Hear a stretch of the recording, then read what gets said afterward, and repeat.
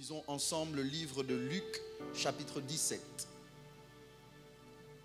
Je lis courtement à cause du temps que j'ai déjà grignoté pour que nous puissions terminer dans les temps ce soir et nous retrouver demain.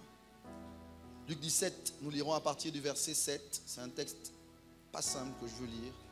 Je veux dire des choses un peu compliquées. Luc 17, 7 à 10. Si vous y êtes, dites Amen. Il y en a, vous avez dit Amen, mais vous mentez, vous n'avez pas de Bible devant les yeux. Je suppose que vous regardez sur les écrans ou l'écran. Mais il y en a qui disent Amen comme ça. Amen. Pointe sur l'écran. On va lire ensemble au compte de 3. 1, 2, 3.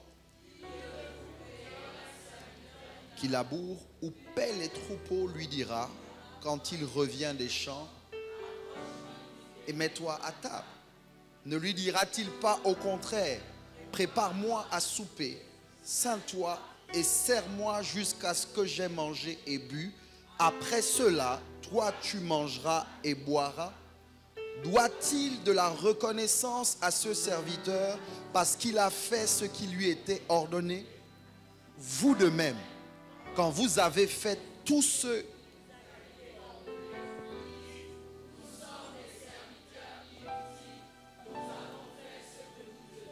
que Dieu bénisse sa parole, prenez place. Et Dieu. Merci. C'est l'un des textes que j'ai lu il y a quelques années qui m'a profondément troublé, très difficile, du moins. Difficile à la compréhension à la première lecture, mais je veux, par la grâce de Dieu, ouvrir vos yeux dans les quelques minutes qui me restent, je pense une trentaine de minutes que je veux prendre. Si je devais donner un titre à cette pensée que je veux développer et partager avec vous, je dirais excellent et utile. Excellent et utile. Déjà, ce que vous devez savoir au sujet de la portion de texte que j'ai lu avec vous, ce texte ou cette parole lue, Jésus l'adresse à ses disciples. Quand vous lirez le premier verset du chapitre 17 de Luc, vous verrez que la Bible indique que Jésus parle à ses disciples. En d'autres termes, Jésus ne parle pas à des gens du dehors. Jésus parle à des gens du dedans, de la maison. Des hommes et des femmes qui ont accepté de tout quitter, comme l'a dit Pierre, pour le suivre. Il parle à des gens qui ont déjà prouvé qu'ils sont d'accord de marcher à sa suite. Si quelqu'un veut venir après moi, qu'il renonce à lui-même, qu'il se charge de sa croix, qu'il la porte et qu'il me suive. C'est à ces gens-là à qui Jésus parle. Ce discours est différent du discours de Matthieu 7, où Jésus parle, Matthieu 5, où on parle des béatitudes. 7, 5, 5. Il y a 5. On parle des béatitudes. Heureux les pauvres en esprit. Heureux ceux qui ont le cœur pur. Là, Jésus parle à ses disciples et il leur dit quelque chose de compliqué. Jésus dit, qui de vous? Et vous savez, Jésus était un fin enseignant qui très souvent, au lieu de simplement dire des vérités, poussait les gens à la réflexion et les emmenait à se mettre à la place de celui qui parle. Et donc Jésus leur demande, est-ce que l'un d'entre vous qui a un serviteur, my God, je t'ai entendu, qui a un serviteur, est-ce qu'il est capable de dire à son serviteur quand il revient des champs, assieds-toi et mange? La première chose que je veux dire, et je prie Dieu que vous m'entendiez, il y a des choses que vous ne comprendrez pas dans le discours de Dieu, dans l'enseignement de Jésus, si vous êtes pauvre. Écoutez-moi bien. Parce que pour pouvoir comprendre de quoi il parle, il faut avoir un serviteur. Pour que la pensée qu'il partage ne vous passe pas au-dessus de la tête, vous devez savoir ce que c'est que d'avoir quelqu'un à son service. Il y a des mystères dans la divinité que vous ne comprendrez pas si vous n'avez pas la capacité de payer les services de quelqu'un. Regarde ton voisin, lui, la pauvreté est contre la spiritualité.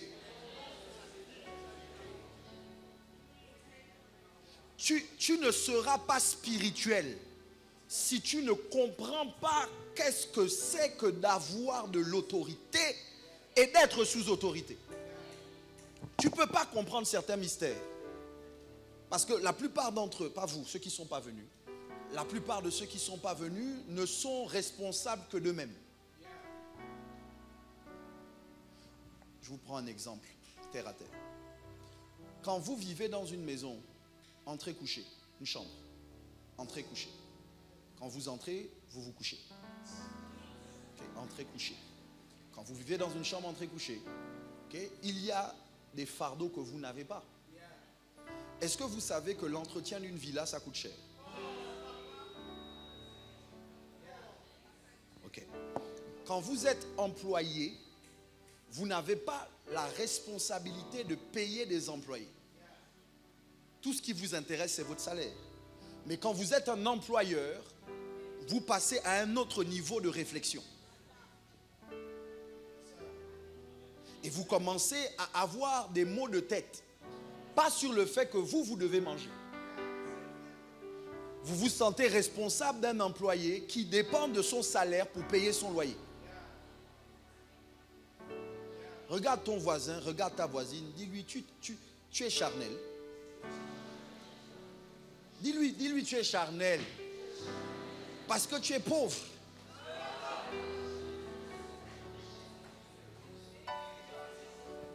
Oui. Il y a des discours qui émanent encore de ta bouche et de ton cœur parce que tu n'as pas de responsabilité. Tu es d'accord? Je vais vous parler courtement et je vais vous faire remarquer certaines choses dans le texte qui m'ont profondément dérangé. Parce que Jésus s'adresse à ses disciples et il dit, lequel d'entre vous qui est un serviteur va dire à son serviteur après qu'il revient des champs, assieds-toi et mange. Okay. Comprenez bien. Appelez Fabio, viens s'il te plaît. Appelez Fabio, dans le cadre de mon illustration, est mon serviteur. Va de ce côté, va travailler dans les champs.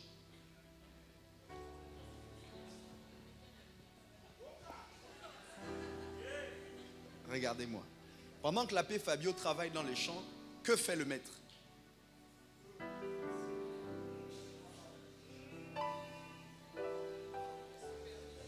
Le maître gère autre chose parce qu'il a un serviteur. Il y a des choses dans lesquelles vous ne pouvez pas entrer parce que vous voulez tout faire. Le maître n'a pas besoin d'être dans les champs pour que les champs soient cultivés, défrichés, moissonnés. Pourquoi? Parce qu'il a un serviteur. Il y a des choses que Dieu veut faire avec toi qu'il ne pourra pas faire si tu ne te multiplies pas ou si tu ne délègues pas. Est-ce que vous m'entendez? Pendant qu'il est dans les champs, le maître s'occupe d'autre chose. Appelez Fabio, reviens des champs. Le jeune homme, le monsieur qui revient des champs, a travaillé toute la journée. Il est certainement fatigué. Quand il revient, Jésus dit, le maître ne lui dira jamais, assieds-toi, mange. Après avoir travaillé dans les champs, le serviteur doit poursuivre son service et maintenant préparer la table pour que le maître mange. Est-ce que vous me suivez? Écoutez-moi bien. Ça veut dire quoi? Ça veut dire qu'un serviteur ne mange jamais en premier. Oh Dieu. Le serviteur est d'accord de ne jamais manger en premier. Oh Dieu. Certains d'entre vous, vous n'arrivez pas là où Dieu veut vous emmener. Parce que dans votre service, vous avez usurpé la règle du premier. Un serviteur, et je pense que c'est vrai pour vous tous, si vous avez déjà eu des cuisiniers, vous avez déjà dit à votre cuisinier, assieds-toi, mange.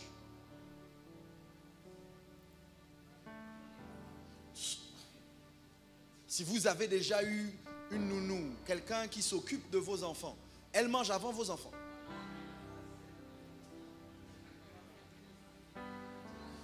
Elle mange et puis les enfants attendent. Et puis quand toi tu viens, tu dis waouh, quelle bonne nounou. Oh vraiment, autant que je t'augmente.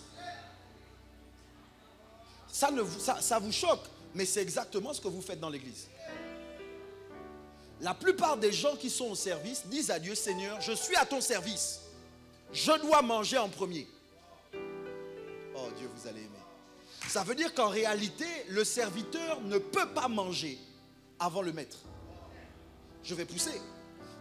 De la maison, on est au service ou on n'est pas au service? Qui est au service dans la maison? Levez-moi. Ok. Ceux qui sont au service, à l'image de l'abbé Fabio, ne peuvent pas, dans leur tête, penser que c'est normal qu'ils mangent avant le maître.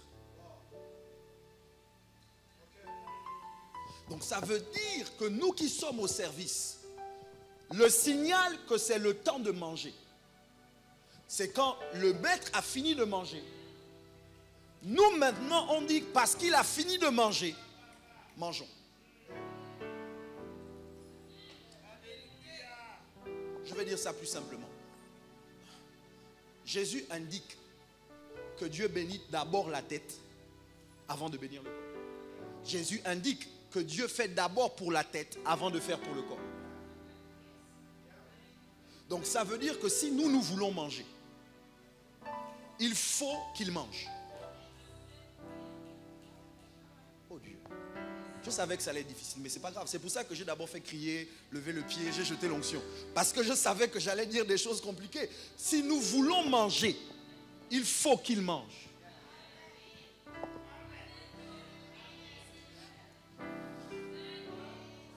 Je vais pousser. Il faut qu'on se mette à son service pour qu'il mange. Il faut qu'on prépare la table. Est-ce que vous vous êtes rendu compte que le service ne s'arrêtait pas à travailler dans les champs? Que ce que tu fais dehors ne t'exonère pas de préparer la table dedans. Quel que soit ce que Dieu fait avec toi dehors, quels que soient les champs dans lesquels tu travailles dehors, il y a une responsabilité qui est sur le serviteur. C'est qu'il doit rentrer à la maison pour faire la table. Dis à ton voisin, dis-lui, toi tu es serviteur, demande-lui, tu es serviteur. Tu es serviteur dans la maison, tu es serviteur.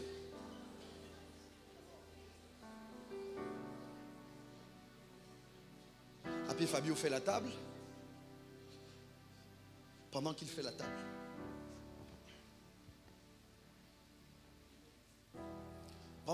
table, le maître s'assoit et mange. Le serviteur est debout, très souvent, et il regarde le maître manger. Il salive. Son estomac tourne. Mais à aucun moment, vous allez entendre le serviteur dire c'est l'injustice. Quel genre de maître es-tu? Parce que le contrat qui vous lie, l'accord qui vous lie, n'est pas un accord où on mange ensemble.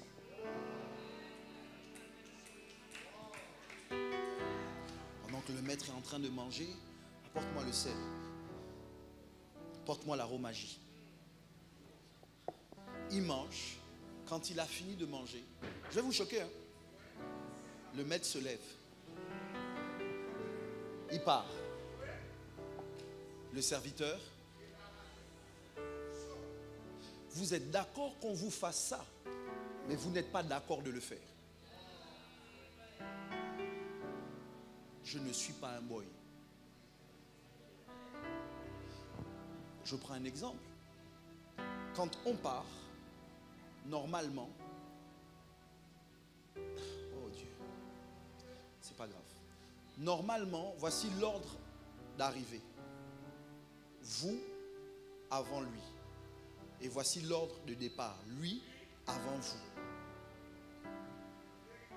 Là, je ne parle pas du peuple, je parle des serviteurs. Le seul endroit où on voit les gens, les serviteurs partir avant le maître, c'est l'église. dans vos lieux de travail, dites-moi que vous partez avant votre patron. Je parle des serviteurs.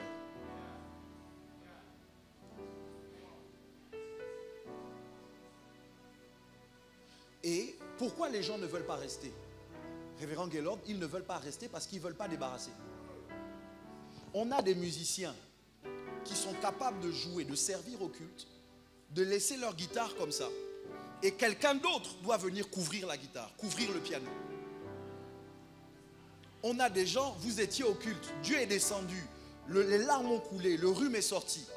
Vous avez essuyé toutes les eaux qui sont sorties de vos corps. Quand vous partez, vous laissez sur la chaise et vous vous attendez à ce que quelqu'un d'autre vienne débarrasser.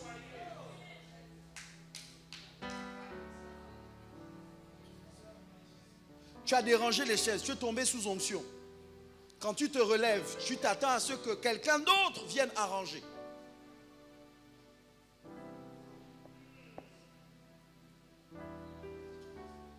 Normalement, aucun membre du clergé ne part avant son évêque,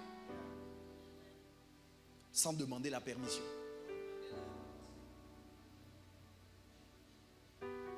Les gens au service, aujourd'hui, arrivent après nous et partent avant nous. Parce que, écoutez-moi bien, je vais déranger. Ce n'est même pas en accord avec le texte. Il semble que vous avez créé un niveau plus bas que le fait d'être inutile. C'est-à-dire, vous avez réussi à créer quelque chose qui n'existe pas. Dans la pensée divine, le fait d'être inutile, c'est le fait de faire ce qu'on t'a ordonné. Écoutez-moi bien. Ça veut dire que le maître dit, quand vous avez fini de servir, avance, verset 8. Ne lui dira-t-il pas au contraire, prépare-moi à souper, j'ai parlé de ça. Avance. Après cela, tu mangeras. Regardez ce que le verset 9 dit. Vous allez être choqués. Lisez, 1, 2, 3.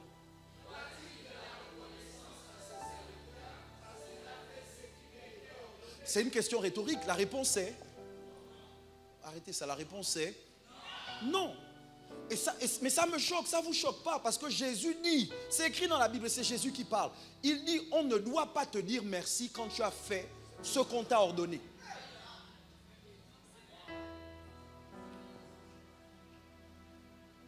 Quand tu as fait ton service, tu as chanté. Tu t'es tenu debout parce que tu étais engagé dans le service à l'accueil ou à la sécurité. Tu as été moniteur des enfants, le lionceau de Juda, école du dimanche. Tu étais à la technique. Il dit, quand tu as fini ton job, ton service, n'attends pas un merci. En fait, on ne te doit pas de la reconnaissance. Je vais dire ça différemment. Te dire merci, c'est t'emmener à penser que tu as fait une faveur. En réalité, parfois, certains d'entre vous, on veut être gentil, on veut être cordiaux avec vous.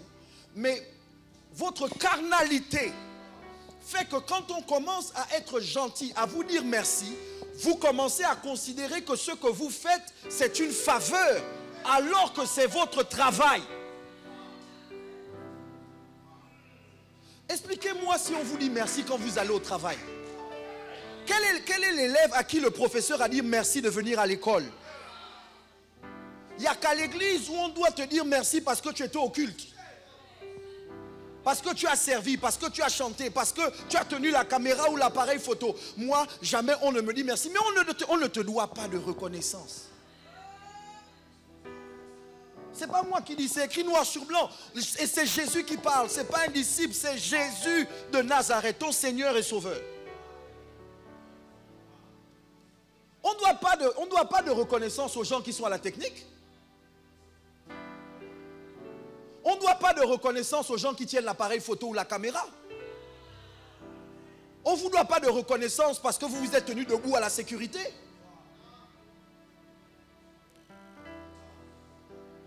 Je sais que vous n'aimez pas, mais c'est quand même la Bible. Pousse, avance. Doit-il la reconnaissance parce qu'il a fait... Voilà, vous de même, quand vous avez fait tout ce qui vous a été ordonné, dites. Jésus va loin. Jésus dit, ouvre ta bouche et confesse. Déclare. Nous avons fait. Il me reste 10 minutes. Et je vais vous dire ça en 10 minutes. La première chose que je veux vous dire, c'est qu'il est possible d'être excellent et d'être inutile. Je vais expliquer. Parce que le fait d'être inutile ne veut pas dire que tu ne fais rien. Être inutile, c'est que tu ne fais que ce qu'on t'ordonne. C'est ça que Jésus dit. Maintenant, moi, j'ai découvert que certains d'entre vous, vous êtes médiocres dans le fait de faire ce que vous avez pris l'engagement de faire. Qui a déjà eu une technicienne de surface? À l'époque, on parlait de ménagère. On nous a dit que ménagère, c'est plus un bon mot. Donc, technicienne de surface. Levez les mains, n'ayez pas honte. Qui a déjà eu une nounou? Levez les mains, n'ayez pas. Ok. Qui a déjà eu un cuisinier? Un gardien? D'accord. Suivez-moi un exemple avec le gardien. Vous avez quelqu'un qui a pris l'engagement, moyennant un salaire, d'être votre employé et de veiller sur vous et votre maison. Et puis vous rentrez tous les soirs et le monsieur dort. Vous klaxonnez, c'est pas, vous êtes obligé maintenant vous-même de sauter la barrière pour ouvrir le portail. Et puis quand vous le voyez, il est allongé en train de ronfler. Et puis vous lui dites non, ce que tu fais n'est pas bien, je vais te couper. Et la personne vous répond, mais j'étais quand même là. Pourquoi tu refuses de me payer? Je me suis endormi un peu. Est-ce qu'un être humain normal n'a pas le droit de dormir? Qui de vous va faire, oh non, je comprends, excuse-moi, tu étais fatigué. Okay? Laisse-moi te donner une augmentation salariale. Ça va peut-être t'aider à garder les yeux éveillés. Votre première réaction, vous qui parlez en langue et qui êtes rempli du Saint-Esprit, c'est sors de chez moi. Avant que les choses ne montent, sors de chez moi. Pourquoi? Parce qu'il n'est pas juste inutile, il est médiocre. Certains d'entre vous, vous êtes devenus médiocres, pas juste inutiles. Parce que vous faites ce que vous faites avec tellement de négligence que si on vous payait, on vous aurait viré. Je vais dire ça avec le sourire, c'est quand même moi qui ai le micro. Certains d'entre vous savez pourquoi vous êtes toujours au service. Merci. Vous rendez l'église de Dieu médiocre. Aucun non-chrétien, aucune entreprise hors de l'église, certains d'entre vous ne vous embaucheraient. Vous ne garderiez pas un travail pendant un mois. Parce que le niveau de médiocrité que vous démontrez fait qu'en réalité, personne ne voudrait vous payer. Je vais pousser. Vous connaissez des gens dans la ville. Aujourd'hui, j'ai parlé avec quelqu'un il y a quelques semaines. Ça fait 9 mois qu'elle est sans salaire. Elle travaille. Elle va dans son lieu de travail, elle bosse. Ça fait 9 mois sans salaire. Donc ça veut dire qu'en réalité, à un moment, ce qui te garde au travail, ce n'est pas le salaire. Je vais pousser. Ce qui te garde au travail, c'est le fait de ne pas vouloir être oisif. Parfois, tu continues à aller au boulot. Tu n'as pas la rémunération pour laquelle vous vous êtes accordé. Mais tu vas au boulot parce que tu ne veux pas rester à la maison. Donc vous ne pouvez pas me dire que c'est l'argent ou l'absence d'argent qui vous rend médiocre.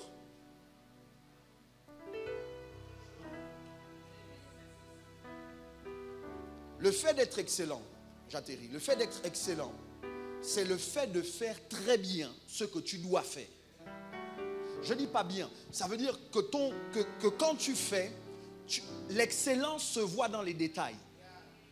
Tu n'es pas excellent parce que simplement tu te tiens debout. Si tu as la sécurité, ton excellence se démontre dans d'abord ton attitude quand tu es debout, ton accoutrement quand tu es debout, ta vigilance quand tu es debout.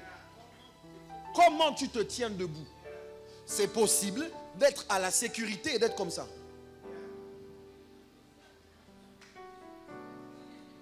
Attrapez, attrapez. C'est trop tard.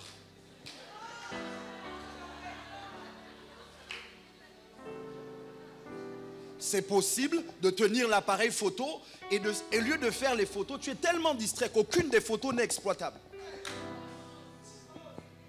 C'est possible de chanter et pendant qu'on te dit chante, tu as répété le chant et puis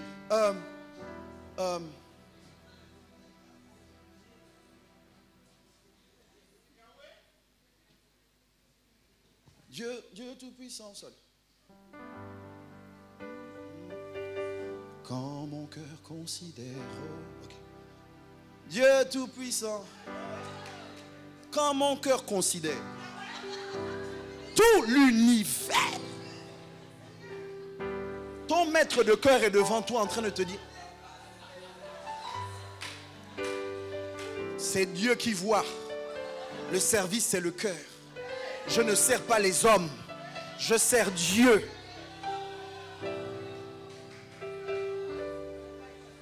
Et puis on te dit pousse. Pousse, j'ai la voix cassée. Vous ne vous rendez pas compte, mais ce que je suis en train de vous dire est tellement sérieux que Jésus prend le temps, alors qu'il parle dans le chapitre 17, les versets qui précèdent parlent du scandale. Juste après, on parle du pardon.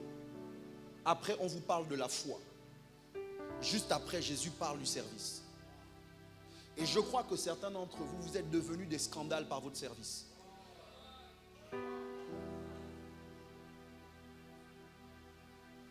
Certains d'entre vous, la raison pour laquelle on a du mal, vous avez du mal avec vos relations, c'est parce que vous êtes médiocre dans ce que vous faites. Ce que vous êtes. Ce que vous êtes et que vous faites. Et d'autres, vous dites que vous avez la foi, mais le mot foi, qui vient du mot fides en grec, parle de fidélité. Ça veut dire que ce n'est pas possible d'avoir la foi sans fidélité. Et la fidélité se démontre dans ta façon de traiter ce que tu fais. Si tu n'es pas fidèle dans ce qui appartient à autrui, qui te confiera ce qui est à toi? Si tu n'as pas la foi dans ce qui appartient à autrui, qui te confiera ce qui est à toi? Est-ce que vous m'entendez? Excellent, dites excellent. Maintenant, je veux que tu fasses une confession parce que Jésus vous fait faire répéter des choses bizarres. Donc je vais essayer de... Répète après moi, je dis je suis excellent. Dans tout ce que je suis, dans tout ce que je fais, je prends la décision d'être excellent. Je refuse la médiocrité. Dans l'église et en dehors de l'église, je serai un témoin de l'excellence de Jésus-Christ. Ce n'est pas excellent d'arriver en retard au travail. C'est de la médiocrité. Ce n'est pas excellent que ce soit nous qui vous attendions, vous qui êtes au service. C'est de la médiocrité. Maintenant, je veux terminer en vous donnant une clé, une pensée que Dieu m'a donnée, que bon, je pense que c'est bien que je vous donne. 5 minutes. Mon père, j'ai lu le texte, tu peux enlever. Mon père, j'ai lu le texte et je me suis rendu compte que Jésus va très loin. Jésus dit que quand tu fais ce qu'on t'a ordonné de faire, dis, nous sommes des serviteurs inutiles. Nous avons fait ce que nous... C'est la bonne attitude de cœur. Moi, je veux vous rendre utile. Qui veut être utile? Parce que moi, je ne suis pas d'accord qu'on termine avec cette déclaration. Jésus, je refuse que moi, Michel Ambouret, je puisse dire à un moment de ma vie, je suis un serviteur inutile. Jamais, jamais, jamais, jamais. Il n'aura pas ça dans ma bouche. Je vais vous montrer maintenant comment on se rend utile. Mais, ouvre. Si vous comprenez ça, votre vie à l'église change. Votre vie hors de l'église change. Et j'annonce des promotions. C'est-à-dire, je vous dis sincèrement, okay, ce que je vais vous dire, c'est le chemin pour l'accomplissement de cette prophétie. Voilà le fait d'être inutile. Mon père dit, moi, avance. Donne-moi le nombre de pas et puis j'avance.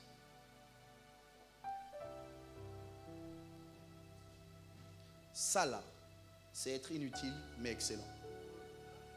Je marche bien, j'ai fait mes 3 pas, je me suis assuré de ne pas avoir dépassé les 3 pas. Maintenant, voici le fait d'être utile.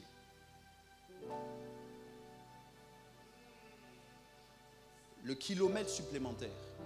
Faire ce qu'on ne t'a pas ordonné de faire, mais qui est utile pour la maison, la compagnie, la structure. Je vais pousser.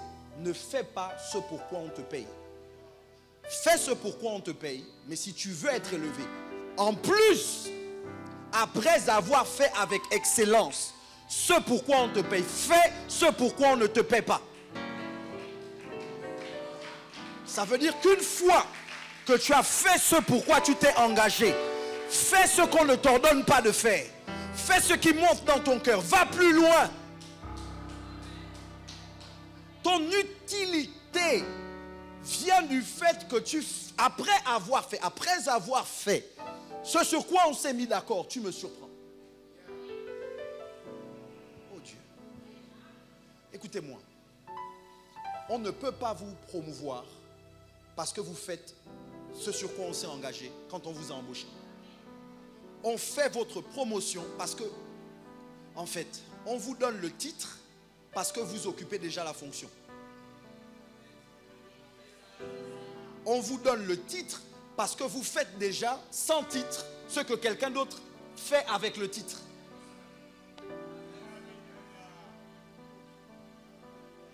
Donc ça veut dire que si tu veux être excellent, fais bien ce que tu dois faire. Maintenant, si tu veux être utile, fais très bien ce qu'on ne t'a pas demandé de faire. En fait, quand on t'embauche, quand tu t'engages pour une tâche. Mais deviens responsable d'une tâche qui n'est pas la tienne. Cherche des solutions aux problèmes qui ne sont pas les tiens.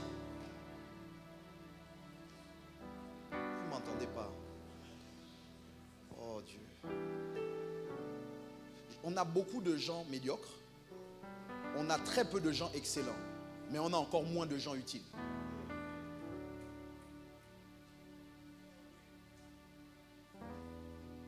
Par exemple, tu arrives au culte.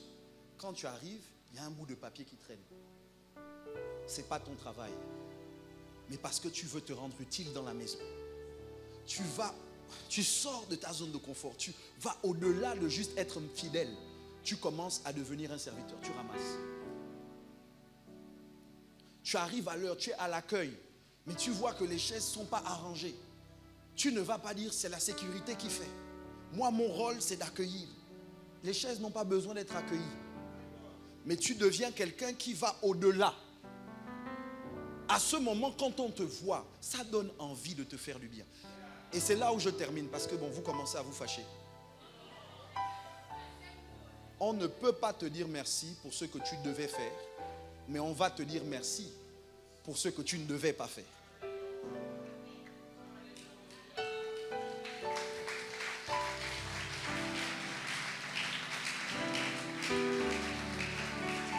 Imaginez un peu à quoi ressemblerait l'Église si on était tous excellents et utiles. Que seraient nos départements si tous les ouvriers étaient excellents et utiles? Que serait ton entreprise si tu étais excellent et utile? Je parle beaucoup. Avec mon père depuis des années, j'observe. Révérend Gaylord, que vous allez découvrir, certains d'entre vous, mais d'autres que vous connaissez. L'une des choses, de mon point de vue, que les grands partagent, c'est l'excellence. Et l'utilité. Vous ne pouvez pas changer le monde en étant médiocre. Et vous ne pouvez pas influencer positivement les nations du monde en étant inutile. Aujourd'hui, au jour où je suis arrivé, toute ma réflexion, c'est Seigneur, la médiocrité que j'ai peut-être dans des domaines, je veux l'éradiquer. Et puis je réfléchis à comment me rendre utile. Normalement, c'est une aberration que ce qu'on vous donne comme salaire soit exactement le travail que vous fournissez, le niveau de travail que vous fournissez. Parce que normalement, écoutez-moi bien, c'est pas grave, j'ai fini. On doit vous devoir. Moi, je sais aujourd'hui comment provoquer Dieu, comment mettre Dieu en difficulté. Il me doit. Fâchez-vous, dites-lui, c'est pas grave. Dieu me doit. Parce que même le ministère, il ne m'a pas appelé.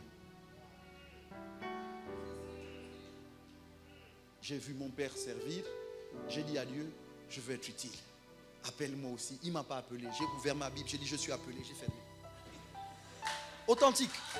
Non, authentique, je vous dis la vérité. Pour de vrai, j'ai ouvert ma Bible. C'était écrit, moi, pour t'obéir, je n'ai pas refusé d'être pasteur. J'ai fermé ma Bible. J'ai dit, non, les pasteurs souffrent trop. J'ai ouvert ma Bible. J'ai vu prophète. J'ai dit, voilà. Aujourd'hui, je suis pasteur prophète. Voilà mon appel. Si Dieu au ciel, quand je vais arriver, il me dit, je ne t'avais pas appelé au ministère. J'ai dit, c'est pas grave. Il y avait trop de désordre. Je voulais me rendre utile. Il y avait des vides. Non, j'attends pas que Dieu m'appelle. j'ai vu, j'ai eu envie et je t'ai suivi. Il me doit. Souvent, quand on me demande de faire les choses, mon père me dit non, fais ceci, fais cela. Je fais. Derrière, je réfléchis à faire ce qu'il ne m'a pas demandé de faire parce que je veux être en position de force que Dieu me doit. Et Dieu paie ses dettes. Levons-nous.